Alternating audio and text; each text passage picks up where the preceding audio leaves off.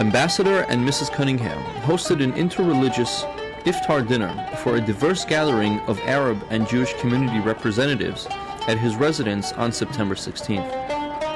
Over 100 distinguished guests attended the Iftar, representing the Arab, Muslim, Christian, and Druze communities, as well as Jewish community representatives involved in promoting interreligious and interfaith dialogue. Shortly after sundown, Sheikh Turki Tarabe sang the pre-Iftar prayer. Ambassador Cunningham welcomed the guests and stressed the importance of dialogue between religions. This is the second Iftar meal that my wife Leslie and I have hosted during the month of Ramadan, and we welcome you during this very special holiday period. A number of you have been kind enough to meet with me over the past year, and I've valued your insights. Religion obviously plays an important role here, as it does in my country, and much of what I have learned has come from discussions with many of you, and I look forward to continuing that conversation in the coming years. Our evening meal and conversation tonight is very similar to gatherings at kitchen tables and mosques around the world and in all 50 of the states of America. Families and communities come together out of friendship, mutual respect, and appreciation for the significance of this holiday. President Obama said Islam is part of America, where it is practiced by Muslims of countless races and ethnicities with roots in every corner of the world. And I'm told by friends of mine that these days in Washington there are Iftar dinners bringing together people of all faiths practically every evening during Ramadan. That was certainly not the case when I last lived in Washington more than a decade ago, and these occasions are yet another contribution that Islam is making to my country. As you know, President Obama has recently called for a new era of engagement between the United States and the Muslim world, an engagement that is grounded in mutual interest and mutual respect. We hope our dinner tonight continues and renews that spirit reinforced during the holy season, this holy season for Muslims.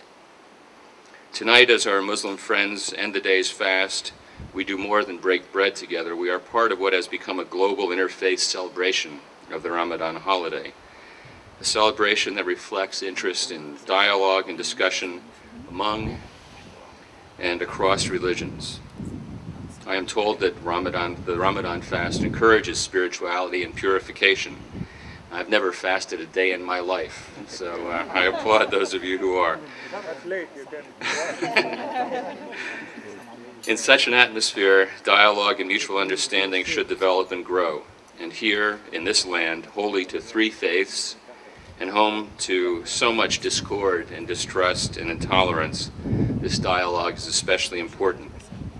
People of good faith need to value it and nurture it.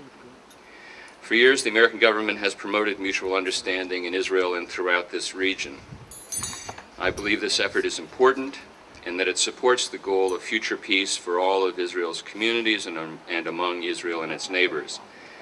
I'm proud that the United States has been able in Israel to support a broad variety of people, programs, and institutions represented by many of you tonight that bring people together of all religions and ethnic backgrounds.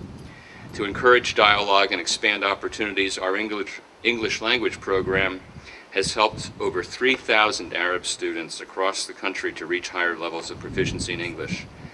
We've worked with other organizations to provide youth extracurricular activities in Lod, to promote education among Bedouin women, to encourage environmental awareness within Arab communities, and to empower Arab attorneys in their fight against corruption.